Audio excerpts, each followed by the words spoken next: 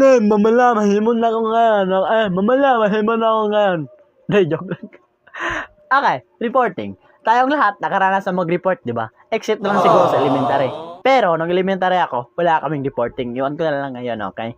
Kasi nung elementary ako, wala talaga kaming reporting, no? Ito lang talaga yung time na dapat walang pagkakapalan ang yung pagmumukha, no? Kung makapal na mukha mo, dapat mo pagkapalan. Dapat mo lang kapalan. Kasi kapag hindi mo kakapalan, panigurado akong mahihiya ka talaga sa classroom ko. Mas malala po yan, lalo na kapag first time mo talagang mag-report.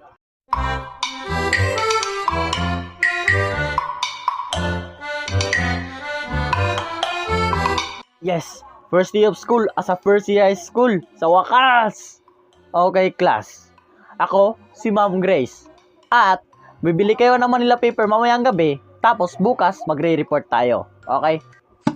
Loh, first day of school pa lang, tapos reporting na kaagad.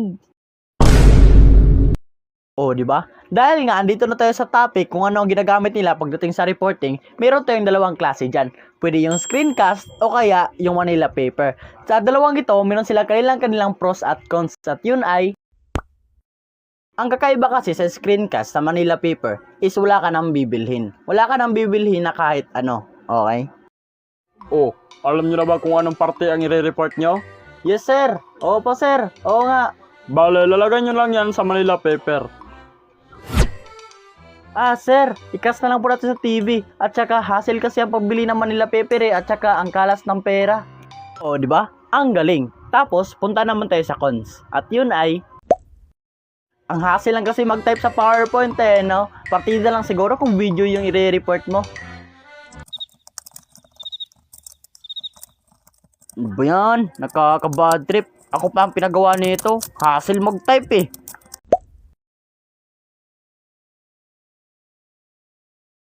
Di na ako gagawa pa ng pros or cons ng Manila paper. Kasi, baliktad lang naman yun sa screencast no?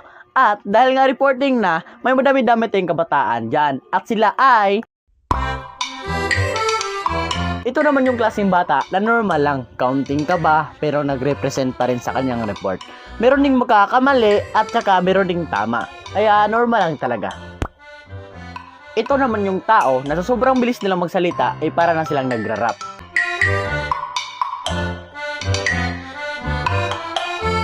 Okay, Chris. You may now start.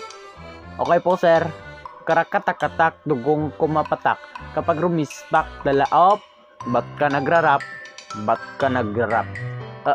Sir, ba't ka nagra-rap? Wala tayo sa isang studio. Wala tayo sa isang stage. Wala tayo sa rap battle. Nasa school tayo. And school is a place for learning, not for jokes. Okay? At ba't ka nagra-rap?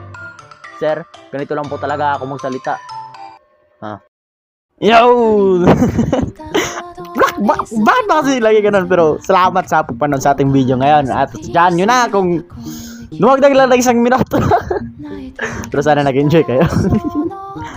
Sana nga lang. Yo nga, sana nga.